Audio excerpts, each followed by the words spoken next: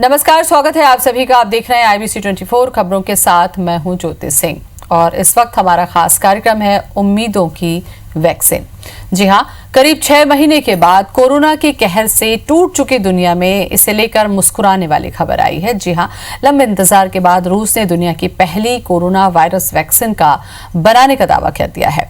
रूस के राष्ट्रपति व्लादिमीर पुतिन ने इसका ऐलान करते हुए बताया कि दुनिया का पहला टीका उनकी ही बेटी को लगाया गया। हालांकि इसे लेकर भी अब सवाल उठ रहे हैं।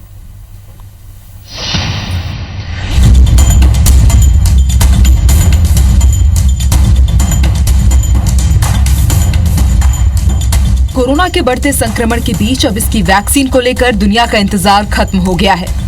रूस ने दुनिया की पहली वैक्सीन बनाने का दावा किया है। खुद राष्ट्रपति व्लादिमीर पुतिन ने इसका ऐलान करते हुए बताया कि रूसी स्वास्थ्य मंत्रालय ने वैक्सीन को मंजूरी दे दी है। पहला वैक्सीन राष्ट्रपति की बेटी को ही लगाया गया। मॉस्को के गामलेया रिसर्च इंस्टीट्यूट ने रूस की डिफेंस मिनिस्ट्री के साथ मिलकर ये वैक्सीन तैयार किया है। रूस के राष्ट्रपति पुतिन ने कहा है कि हमारे 20 साल के रिसर्च का नतीजा है। उन्होंने बताया कि कोरोना वैक्सीन सभी जरूरी टेस्ट से गुजरी है, जिसमें किसी तरह के साइड इफेक्ट नहीं है। रूस के वैक्सीन के दावे के बाद अब वहां के लोगों को इसी हफ्ते से वैक्सीन मिलने लगेगी। सबसे पहले फ्रंटलाइन हेल्थ वर्कर्स को वैक्सीन लगाई जाएगी। इसके बाद फिर ये सीनियर सिटीजन्स के लिए उपलब्ध रहेगी। रूस के नागरिकों को ये वैक्सीन पूरी तरह फ्री में लगाई जाएगी। रूस के बाहर अन्य देशों के लिए कीमत का फिलहाल खुलासा नहीं किया गया है। रूस ने कहा कि फिलहाल वैक्सीन की लिमिटेड डोज तैयार की गई है। अगले महीने यानी कि सितंबर से वैक्सीन का इंडस्ट्रियल प्रोडक्शन भी शुरू हो जाएगा। आपको बता दें कि रूस में इस वैक्सीन का 18 जून को क्लिनिकल ट्रायल शुरू हुआ था। इसमें कुल 38 लोगों ने हिस्सा लिया था और सभी ने वायरस के खिलाफ इम्यूनिटी हासिल की है। रूस की इस उपलब्धि के दावे के साथ ही वैक्सीन पर सवाल भी उठने लगे हैं। विश्व स्वास्थ्य संगठन ने भी इस पर चिंता जताते हुए कहा कि बिना पर्याप्त डेटा के वैक्सीन सप्लाई ठीक नहीं है। हड़बड़ी में किए गए रजिस्ट्रेशन पर सवाल उठाते हुए कहा जा रहा है कि फेज 3 के ट्रायल से पहले वैक्सीन का रजिस्ट्रेशन सही नहीं है। क्लिनिकल ट्रायल के बिना वैक्सीन का इस्तेमाल खतरनाक बताया गया है। आपको बता दें कि फिलहाल कई देश वैक्सीन को लेकर क्लिनिकल ट्रायल पर हैं। इनमें भारत का नाम भी शामिल है। भारत के अलावा अमेरिका, ब्रिटेन, इजराइल, जापान और चीन में भी क्लिनिकल ट्रायल हो रहा है। अक्टूबर तक इसके शुरुआती नतीजे आने की उम्मीद है। Bureau report, IBC 24। पूरी दुनिया में वैश्विक महामारी के तौर पर कोरोना ने सबसे ज्यादा कहर ढाया है। ऐसे में सभी की उम्मीदें हैं कि कहीं से ये खबर आ जाए कि वैक्सीन बन गई है। तो ये वैक्सीन की खबर जो आई, इससे खुशी की लहर है और लोगों में एक उम्मीद जागी है। इसलिए इसे हम अगर कहें कि उम्मीद की ये वैक्सीन है तो गलत नहीं होगा। हालांकि इसके भी लेकर कई सवाल उठ रहे हैं कि ट्रायल किस तरीके से हुआ है, क्लिनिकल ट्रायल के बाद में थर्ड फेज पर आने से पहले क्या इस तरीके की जो वैक्सीन है उसका दावा सच होगा। इस पर चर्चा हम करेंगे। हमारे साथ हमारे खास मेहमान जुड़ चुके हैं। एम्स के डॉक्टर हैं डॉक्टर पद्मा दास। डॉक्टर पद्मा, सबसे पहले बहुत बहुत स्वागत है आपका IBC में। Thank you very much. Doctor Padma, मैं आपसे समझना चाहूँ, जहां पर भारत सहित दूसरे सभी देश लगभग मुझे लगता है कि कोरोना वैक्सीन तैयार करने के लिए जूझ रहे हैं और तैयारी की बातें चल रही है, ऐसे में एक जो सिंपल सा जो प्रक्रिया होती है वो क्या होती है किसी भी वायरस से निपटने के लिए? So again, I can get the question. Padma जी, मैं बोल रही थी कि जब कोई वैक्सीन लॉन्च की जाती है या वैक्सीन प्रिपेयर की जाती है तो उसके लिए पूरा प्रोसीजर क्या होता है, कितने पड़ाव से होकर उसे गुजरना होता है? कोई भी वैक्सीन या ड्रग का टेस्टिंग के लिए इसमें 4 फेजेस ऑफ ट्रायल होते हैं। एक क्लिनिकल ट्रायल होता है जिसमें 4 फेजेस होते हैं। फेज 1 और 2 मोस्टली आपका efficacy, immunogenicity of the vaccine और उसका सेफ्टी इशू को एड्रेस करते हैं। फेज 3 क्लिनिकल ट्रायल सबसे ज्यादा इंपॉर्टेंट होता है बिकॉज वो नॉर्मल पॉपुलेशन पे टेस्ट किया जाता है। उसमें हम प्रोटेक्टिव इम्यूनिटी देखते हैं वैक्सीन का, जो प्रोटेक्टिव इम्यूनिटी एटलीस्ट 50% से ज्यादा लोगों को इफेक्टिव होना चाहिए। जब हम कंपेयर करते हैं कोई प्लेसिबो ड्रग देके उसको, तो वो that should be more than 50% of the population should get the effective immunity. So then only हम बोल पाएंगे कि ये इफेक्टिव है ये वैक्सीन। उसके बाद उसका रजिस्टर्ड जो रजिस्ट्रेशन के लिए अप्लाई किया जाता है रजिस्टर्ड एजेंसी को, उसके बाद उसको परमिशन मिलता है फेज 3 ट्रायल के बाद जी। एंड फेज 4 जो है वो है पोस्ट मार्केट सर्विलेंस, वो एक अलग चीज है। बट फेज 3 बहुत इट इज वेरी इंपॉर्टेंट, वो चाहिए उसका रिजल्ट जिसके चलते हम डिसाइड कर पाएंगे whether the vaccine is effective or not। जी, रूस ने दावा किया है डॉक्टर पद्मा कि वैक्सीन तैयार हो चुकी है और उसका सबसे पहला डोज जो है वो व्लादिमीर पुतिन ने अपनी बेटी को भी दिया है। तो क्या ये समझा जाए कि यहाँ पर सफलता मिल चुकी है कि वैक्सीन तैयार हो चुकी है, क्योंकि जब वो खुद अपनी बेटी पर लगाने का दावा कर रहे हैं तो क्या समझा जाए इसे? ये एक बहुत अच्छा प्रोग्रेस है हमारे लिए। एटलीस्ट रूस ने पहली बार एक वैक्सीन लॉन्च किया हुआ है, but effectiveness of that vaccine वो अगेन क्वेश्चनेबल है according to Britain, according to US physicians and scientists also. वो अभी क्वेश्चनेबल फॉर्म में इसीलिए है कि फेज 3 का रिपोर्ट, फेज 3 क्लिनिकल ट्रायल का रिपोर्ट अभी तक दिया नहीं है रशियन गवर्नमेंट जी। तो अगेन जब phase 3 trials millions of people पे होता है, मतलब मोस्टली थाउजेंड्स ऑफ पीपल, एक बड़ा सा पॉपुलेशन लेके किया जाता है सो दैट उसका इफेक्टिविटी पता चले। अब फेज 3 का ट्रायल का रिपोर्ट अभी तक पता नहीं है, जबकि फेज 1 और फेज 2 सक्सेसफुली हो चुका है फॉर दिस रशियन वैक्सीन जी। अच्छा, फेज 3 का जिक्र आप शुरू से कर रही हैं डॉक्टर पद्मा, मुझे और मेरे दर्शकों को थोड़ा सा समझाइए, क्योंकि सभी जानना चाहते हैं कि फेज 3 जो है वो किस तरीके से काम करेगा, और जब वैक्सीन रूस में आ चुकी है तो क्या वो फेज 3 पार करने के बाद नहीं बनी होगी, क्योंकि इसको लेकर बहुत सारे कयास हैं जो हम समझना चाहेंगे आपसे। यस, फेज 3 जो हमारा ट्रायल है वो नॉर्मल पॉपुलेशन पे किया जाता है वैक्सीन देके। ऑलरेडी उसका इम्यूनोजेनिक कैपेसिटी, जिसके वजह से इम्यूनिटी क्रिएट होता है जितना चाहिए, वो ऑलरेडी टेस्टेड है। लैबोरेटरी प्री क्लिनिकल स्टडीज उसका हो चुका है एंड सेफ्टी भी एंश्योर्ड है from the initial pre clinical phase 1 and 2 trials. But phase 3 में क्या होता है, हम नॉर्मल पॉपुलेशन में जब ये टेस्ट करते हैं तो हमें ये देखना होता है, जबकि वो प्रीवियसली WHO डॉक्यूमेंट भी रखा गया है इस वैक्सीन के लिए, at least 70% efficacy in normal population is needed to establish to accept as a successful vaccine. तो उसको हम एक प्लासेबो ड्रग से कंपेयर करते हैं, प्लासेबो देके।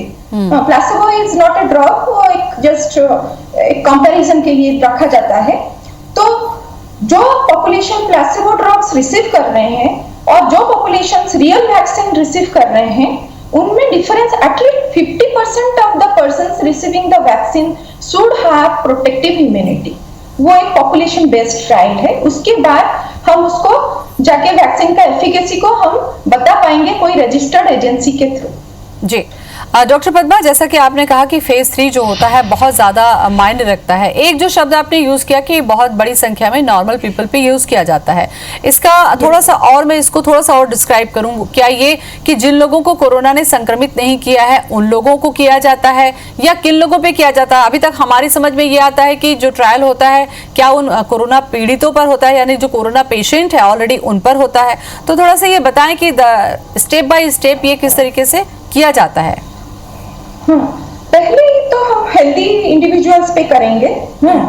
हेल्दी इंडिविजुअल्स पे हम करते हैं ये टेस्टिंग की हाउ मच इफेक्टिव ये नॉर्मल हेल्दी पर्सन पे कितना इम्यूनिटी प्रोड्यूस कर सकता है, या फिर उसका कोई एडवर्स इफेक्ट जो वैक्सीन का हो सकता है वो कुछ प्रोड्यूस हो रहा है इस drug due to this vaccine और नॉट। जैसे कि इस वैक्सीन के लिए फिर भी एक क्वेश्चनेबल एडवर्स इफेक्ट्स थे, जबकि वो दावा कर रहे हैं अभी जो वैक्सीन प्रोड्यूस कर रहे हैं कि all 4 important adverse effects are actually tested and not to be found. But still हमें भी पता करना पड़ेगा, क्योंकि इसका भी बहुत सारे साइड इफेक्ट्स है, स्टार्टिंग फ्रॉम स्किन रैशेस, आपका फीवर और हाइपर सेंसिटिविटी रिएक्शंस, और आपका अभी जो एंटीबॉडी डिपेंडेंट एनहांसमेंट्स जो है, जिसके वजह से जो वैक्सीन लेगा the chances of getting infection increases for them। ये सब जो है साइड इफेक्ट्स। और भी एक है इम्यून कॉम्प्लेक्स उसका डिपॉजिट हो जाता है जॉइंट्स में, हार्ट मसल्स में, so it may cause problem there also. All this side effects are to be tested in the phase 1 and 2 trials. तो अभी जो वैक्सीन वो फेज 1 ट्रायल 2 ट्रायल को क्रॉस करेगा, वो that means that adverse effects are very minimal और उसका immunogenic efficacy भी है. फेज 3 ट्रायल में क्या होता है कि उसमें पहले हेल्दी पर्सन से हम ट्राई करते हैं so that we can find out कि नॉर्मल पर्सन में हमारा वैक्सीन उतना इम्यूनिटी जनरेट कर पा रहा है या नहीं. जी डॉक्टर पद्मा, डॉक्टर पद्मा, जब वैक्सीन आती है, इसके पहले भी बहुत सारी जो बीमारियों की वैक्सीन आई है जो जन्म के साथ ही बच्चों को लगती है, उसमें भी कई बार हमने देखा है कि बच्चों को फीवर आ जाता है या दूसरी प्रॉब्लम्स होती है, लेकिन वो नॉर्मल होती है. आपको लगता है कि कोई भी वैक्सीन आने से पहले WHO का जो मान्यता है या उसका जो रजिस्ट्रेशन है, क्या वो इस आधार पर होता है कि जितने भी साइड इफेक्ट हैं वो उससे प्रूफ हो चुके हैं और उससे किसी तरीके से आगे चलकर हार्मफुल नहीं होगा, किसी को नुकसान नहीं होगा? हाँ, WHO का सर्टिफिकेशन चाहिए उसके लिए कि ये किसी के लिए डेंजरस साबित नहीं होगा एंड वो नॉर्मल इम्यूनिटी क्रिएट करेगा पर्सन में. ये तो चाहिए, बट उसके साथ भी हमें और कभी-कभी जैसे कि हमारा DPT वैक्सीन था, उसका एक वेरी डेंजरस साइड इफेक्ट्स था, बट ऑकरेंस उसका परसेंटेज ऑफ ऑकरेंस बहुत कम था. तो जब हम जज करते हैं effectivity of that particular vaccine और उसका साइड इफेक्ट, उसमें इफेक्टिविटी ज्यादा आता है तो उसको WHO एक्सेप्ट करता है. तो इसीलिए यहाँ पे भी ये एडवर्सिटीज जो है, जो मैं बोल रही थी, नॉर्मल आपका AD एंटीबॉडी डिपेंडेंट एनहांसमेंट जो है, समटाइम्स ये भी हो सकता है कि एंटीबॉडी इम्यूनाइज होने के बाद persons they will be more prone to infection. ये सब चीजें जो है यहाँ का इसका वो टेस्ट होना चाहिए वेरी मतलब ये clearly that should be stated. Doctor Padma, रूस ये दावा कर रहा है कि 20 साल का लगातार रिसर्च के बाद ये वैक्सीन तैयार हुई है और उन्होंने अपनी बेटी पर इसका ट्रायल इसलिए लिया है या वैक्सीन इसलिए लगवाई है कि लोगों में उसका भरोसा हो. आपको लगता है कि अगर रूस ने इसको सही बोला है तो क्या बिना WHO की परमिशन दिए तो वो मार्केट में नहीं जा सकती है? क्या आपको लगता है कि बहुत हड़बड़ी हो रही है या हड़बड़ी या वाकई में उसमें हो चुका होगा तब WHO का रजिस्ट्रेशन इसको मिलेगा? कैसे होगा ये? हाँ, हड़बड़ी तो थोड़ा सा हो रहा है क्योंकि ये फेज 3 क्लिनिकल ट्रायल के लिए टाइम भी चाहिए, एटलीस्ट 2 to 3 मंथ्स इस ट्रायल के लिए चाहिए, सो दैट वो इतना पॉपुलेशन भी कवर हो पाए और उनका इफेक्टिव इम्यूनिटी टेस्ट भी हम कर पाए.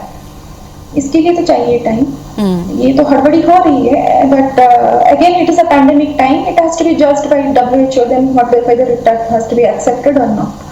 अच्छा, कोई भी वैक्सीन या मेडिसिन जो होती है डॉक्टर पद्मा, चूंकि आप लोग डॉक्टर हैं और माइक्रोबायोलॉजी से आप जुड़ी हुई हैं, इसलिए मैं ये जानना चाहती कि कोई भी वैक्सीन या कोई भी मेडिसिन जब मार्केट में आती है तो बिना प्रमाणीकरण के मार्केट में नहीं आती है.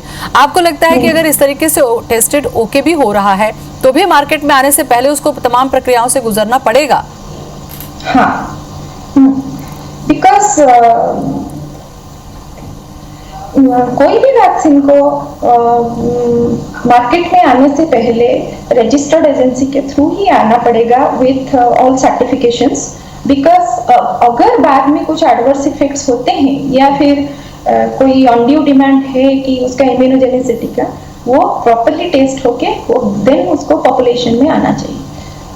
डॉक्टर पद्मा, जैसा कि वायरस के खिलाफ इम्यूनिटी हासिल करने के लिए वैक्सीन डेवलप करने की बात की जा रही है, भारत की अगर हम बात करें तो क्या भारत में इस तरीके का रिसर्च चल रहा है और किस स्टेज तक हम पहुंच चुके हैं, इसकी कोई जानकारी आपको?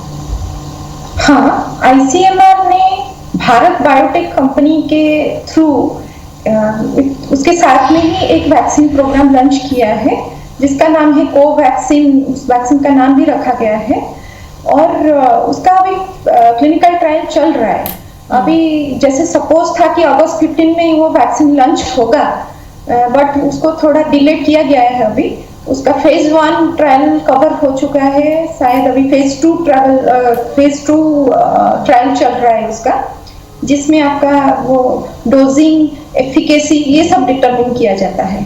उसके बाद उसका फेज 3 क्लिनिकल ट्रायल फिर होगा, उसके बाद वो वैक्सीन हम सोच सकते हैं कि वो हमारे काम में आएगा। जी, जिस महामारी से हम जूझ रहे हैं डॉक्टर पद्मा, आपको याद होगा कि दिसंबर जनवरी से अगर हम बात करते हैं तो हमारे पास में एक लंबा वक्त हो चुका है, और जैसे ही ये बीमारी आई है इस वायरस के ऊपर में वैज्ञानिक हमारे रिसर्च भी कर रहे हैं। तो आपको नहीं लगता कि ये 7 से 8 महीने का जो समय था हमारे पास में, इसमें हम उस पड़ाव तक पहुंच चुके होंगे कि बहुत जल्द ही हमें भी वैक्सीन की जो खुशखबरी है वो मिल सकती है?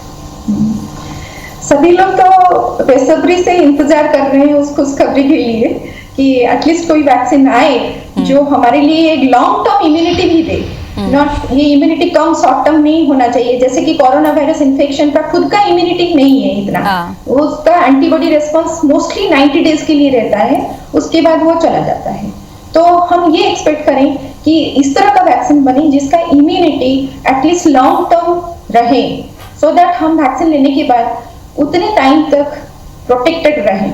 ये वाला एक चीज आना चाहिए। और भी एक चीज है, अभी जो हमारा भारत बायोटेक का और कैडिला जाइडस कैडिला का भी एक वैक्सीन चल रहा है ऑन प्रोसेस है, तो ये सब जितनी जल्दी हमारे फेज 3 क्लिनिकल ट्रायल कंप्लीट कर ले, सो दैट हम उसका अवेलेबिलिटी लोगों की तरफ पहुंचा सके। ठीक है। तो सभी लोग हम ईगरली वेट कर रहे हैं फेज 3 क्लिनिकल ट्रायल का रिजल्ट के लिए। ठीक है, और हमें उम्मीद है डॉक्टर पद्मा कि हम उसमें जल्दी ही सफलता हासिल कर लेंगे।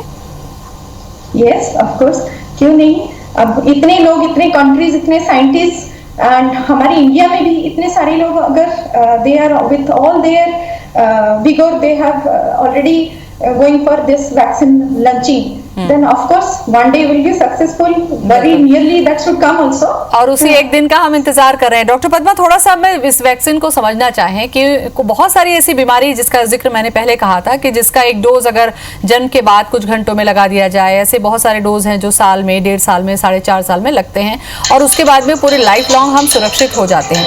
तो क्या ये जो वैक्सीन होगी उससे हम लाइफ लॉन्ग के लिए कोरोना वायरस से सेफ हो जाएंगे, या फिर इसका जो डोज है वो फिर हमको बाद में लेना पड़ेगा? जैसा आपने कहा कि 3 महीने के लिए हम स्ट्रांग हो सकते हैं, तो इसका फिर जो प्रक्रिया होगी वो भी थोड़ी सी डिफरेंट होगी। अभी का जो नया वैक्सीन रूस ने लॉन्च किया है, अभी उसका जो जिसका नाम है हम स्पुतनिक वी, उसका नाम रखे हैं स्पुतनिक वी।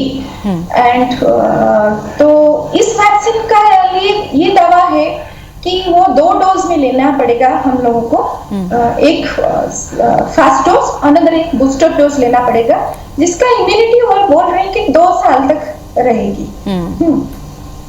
तो अगेन वही उसका कितना WHO उसको जस्टिफाई कर रहा है वो हमें पता नहीं है अभी तक, वो तो रूस का ही अपना ये है। तो हमारा भी जितना वैक्सीन चल रहे हैं ऑन ट्रायल, इसका भी इम्यूनोजेनिसिटी कहाँ तक रहेगा, चलिए ये भी देखने वाली बात होगी। डॉक्टर पद्मा, डॉक्टर सब्यसाची गुप्ता जी भी हमारे साथ में जुड़ चुके हैं, MD मेडिसिन। डॉक्टर गुप्ता, बहुत बहुत स्वागत है आपका। आप तक आवाज पहुंच रही है डॉक्टर गुप्ता मेरी? जी पहुंच रही। रूस ने मेडिसिन लॉन्च कर दी है, माफ कीजिएगा, वैक्सीन लॉन्च कर दी है। इसके बारे में खुशखबरी इसको हम समझे, या ये हम समझे कि थोड़ी हड़बड़ी है WHO की जो रिपोर्ट आए, या उसके बाद, या फिर हम भारत जो है वो रशिया से मंगा के अब इसका वैक्सीन का इस्तेमाल करेगा? थोड़ा इस बारे में बताइए, जानकारी दीजिए इस वैक्सीन के बारे में। जी, आज के दिन में रशिया ने जो वैक्सीन लॉन्च किया है अपने कोरोना वायरस के खिलाफ में, तो ये एक बहुत बड़ा ब्रेक थ्रू है, लेकिन ये बहुत अर्ली हो जाएगा अपने लिए बोलना कि ये वैक्सीन कितना इफेक्टिव है, क्योंकि ये वायरस इतना शातिर वायरस है या डिज़ाइंड वायरस है, व्हाटएवर आप बोल सकते हैं, जो कि अपना स्ट्रेन अगले 4-6 महीने में चेंज कर लेगा। जिस वैक्सीन को अपन आज बना रहे हैं वो इस स्ट्रेन के खिलाफ काम करेगा कि नहीं ये कहना मुश्किल है। ये वैक्सीन जो अपने नॉर्मल में ये वायरस जो अपने शरीर में एंटीबॉडी बना रहा है, उस एंटीबॉडी की लाइफ ही मात्र 40 डेज़ है। इतनी जल्दी ये एंटीबॉडीज़ अपने शरीर से गायब हो जा रहे हैं कि दोबारा पेशेंट री इन्फेक्ट हो जा रहा है। नॉर्मल में कोई भी वायरल इन्फेक्शन जो देखा जाता है, जैसे कि चिकन पॉक्स है या कोई और है, उनमें लाइफ टाइम इम्यूनिटी मिलती है, लेकिन इस वायरस के खिलाफ में अपन को बहुत ही कम इम्यूनिटी मिल रही है। तो अभी ये कहना बहुत ही जल्दी होगा कि ये वैक्सीन कितना इफेक्टिव रहेगा और क्या प्रोटेक्शन देगा। हाँ, इंसानों को इससे बहुत फ़ायदा ये मिलेगा कि वो वैक्सीन लगाने के बाद ये सोचेंगे कि मैं प्रोटेक्टेड हूँ, तो उनका मेंटल स्टेट जो रहेगा वो काफ़ी स्ट्रांग रहेगा। वो सोचेंगे कि उनको कोरोना वायरस नहीं होगा, तो डर के कारण जो मौतें हो रही थी ज़रूर उसमें कुछ कमी आएगी। डॉक्टर गुप्ता, रशिया जैसा एक बड़ा देश जब इस तरीके से 20 साल के रिसर्च की बात कर रहा है, तो आपको लगता है कि कहीं पर हड़बड़ी हो रही है या फिर इस पर और वक्त देने की ज़रूरत है?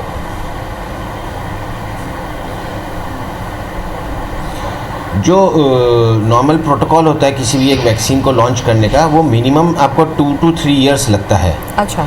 अभी जो हो रहा है अपन का इस वैक्सीन के लिए, ये बहुत ही ज़्यादा हड़बड़ी हो रही है, क्योंकि सारे कंट्रीज़ में होड़ मची हुई है कि कौन सबसे पहले ये वैक्सीन को लाएगा।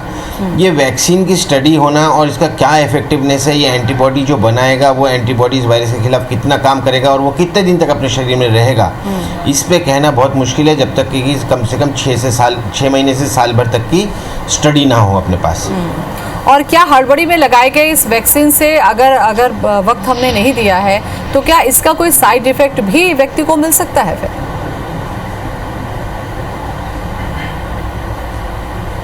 वैक्सीन क्या है कि 2 तरीके की बनाई जाती है। एक वैक्सीन होती है कि अपना जो लाइव वैक्सीन होता है, और एक होता है कि एटीन्यूएटेड वैक्सीन होता है, जिसमें अपन लोग वायरस के डेड वायरस का एंटीजन को यूज़ करके बनाते हैं।